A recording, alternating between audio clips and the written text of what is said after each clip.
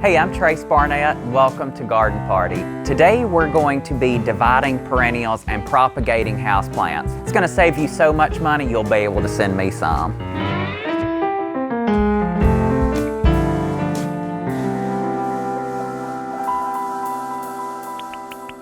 Let me show you a really great way to garden on a budget, and that's by dividing your perennials and propagating your houseplants. Houseplants and annuals are extremely easy to propagate, and one of my favorites is just this simple begonia. This plant is not a perennial. If you left this in your container, it would completely die back in the winter. And I've kept this alive in my greenhouse. You can keep them alive in your windowsill, anywhere frost can't get to them. And as you can see, it looks rather lanky, like it's waving at you now, but that's exactly what we want. Now, you're probably thinking, I need a haircut and so does this begonia, but the begonia is going to get one and I'm not. So I'm going to hold this almost just like a ponytail, and I'm just going to remove all of those lanky, long branches. I'm going to cut any stems here that may be diseased or maybe have a little root rot or have any kind of blight, because we do not want that to carry over. This plant here is now good to go. Now the fun part. Here are our cuttings, and this is just a simple plastic cover from the top of a seed starter. I've made drainage holes in the bottom. We want to use a high quality potting mix. This one has some eggshells in it from a previous planting, and that's fine and dandy too. You don't want to fill this all the way to the top. We'd want to start these in a container that's rather large versus individual cells, because a lot of these will not take, but the majority of them will. So as they grow, we will remove them and then pot them up. So we have our cuttings here, and when you look at your cuttings, you want to look at growth that almost look like a new plant coming up. So this is a perfect one here, and I'm going to remove the end, and I'm also going to remove any large leaves. So that is the perfect length of stem, and we also have two small leaves. So I'm going to place that in the dirt, and I'm going to just lightly bring the dirt up around that stem. So I've clipped this one here, and I'm going to remove the bloom. The reason we're removing the bloom is because we don't want that plant to put any energy into that bloom. And I'm not sure if you can see this here, but this leaf has a bit of sun damage on it, and I'm going to pop it off too. You don't want to remove all of the leaves. You mainly want to reserve two, because that's going to help the plant photosynthesize. You'll definitely want to plant more than you think you're going to need. Begonias have a really successful rate of propagation, but you definitely want to have extras because you will lose some. Plant them in a uniform row and run them along your container. When you're layering your begonia cuttings and propagations into your vessel or whatever you're starting them in, be sure that they don't overlap. Overlapping leaves will cause moisture to be trapped on them and might be conducive to rotting. And we're going to repeat this process until our tray is full. Cue the montage music. Speed me up a little bit too.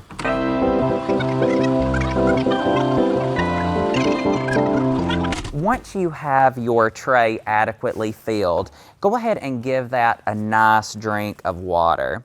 You can use a mister for this, but what I like to do is I like to water not directly on the plant, but almost just around the plant where the water kind of folds in to that. Almost just make a straight line in between each row.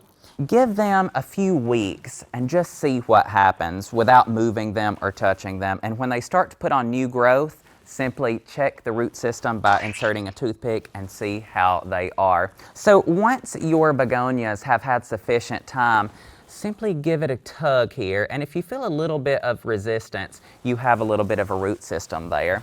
Simply take a little trowel, lift it up like so, making sure you have all of that sufficient root system, and then plant that into your container when all threat of frost has passed. So another house plant that is ideal for propagating is this Chinese money plant. I've been growing these money plants for years and I hadn't saw any money, but they're really cute plants. And this needs to be repotted for the season anyway. And the best mode for propagating anything that has its own root system from the parent, if it's an offshoot, is remove it from the container, and it's going to be much easier for you to break apart. Simply just take your hands and break those roots off. These are rather large transplants, so they have a full root system handy. So all you need is just a small container, fill that with dirt, and I'm going to plop that little cutie directly in there. Leave this in there before repotting it. Let it have a good established root system, and this will be ready to pot up and go somewhere else. Another great one that actually the root system doesn't require any dirt at all is an airplane plant. And all you need to do to those is remove it directly off of the parent. Again, we're going to do the same thing. Fill our little plastic container up here and just pop it right into that container.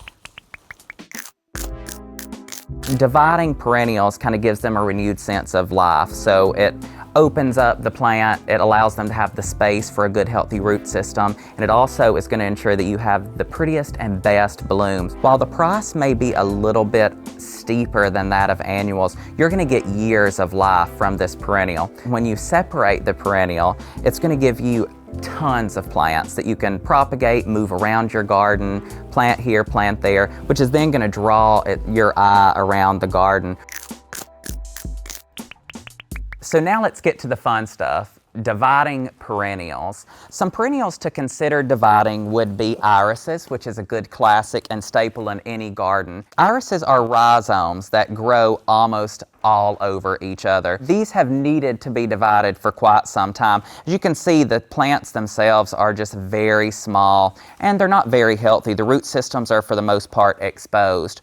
When you go into the dirt, no matter what perennial that you are dividing, take a pitchfork or a sharp shovel. It could even be a handheld shovel. Just go around the perimeter of your plant with your tool of choice and then lift it up. That's going to give you an adequate root system that will easily divide and transplant. Irises are a really easy one to show because they have really good ample roots. And with any perennial, the first thing you want to do is start removing the plant itself from the dirt. So once you have adequately divided your perennial into their individual plants, first look at the root system. That's a really good one right there. I'm very proud of that. You know a root is healthy and its system is intact when it gives you a little bit of give. It doesn't easily come off from the plant. You can also look at the color. I can tell that this is a vibrant living root simply because it has almost like that potato color to it. I know that's really odd, but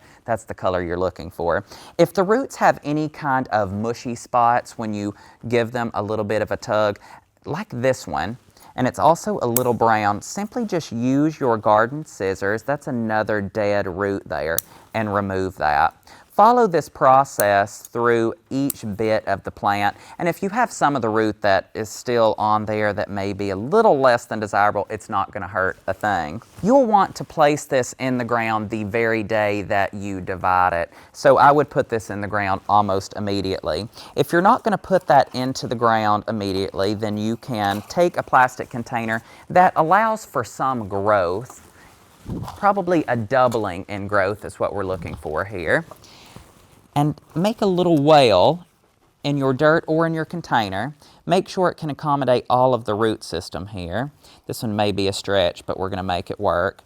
And simply rest that plant's crown right on top of the soil. I'm going to hold it there with my hand, and I'm going to fill in the dirt around that.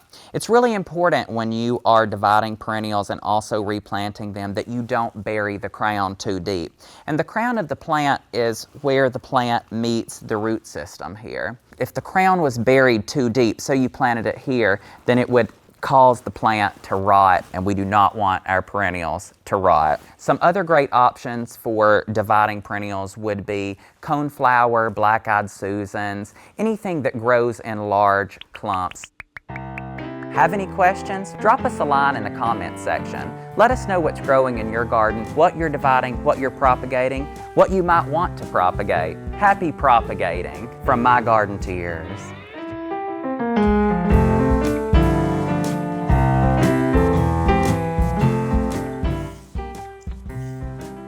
like Zest Bay.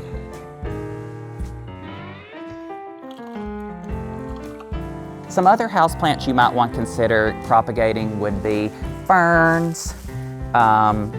Ferns. I have buried my scissors. They're like, hurry up already. It's Friday, we're ready to go.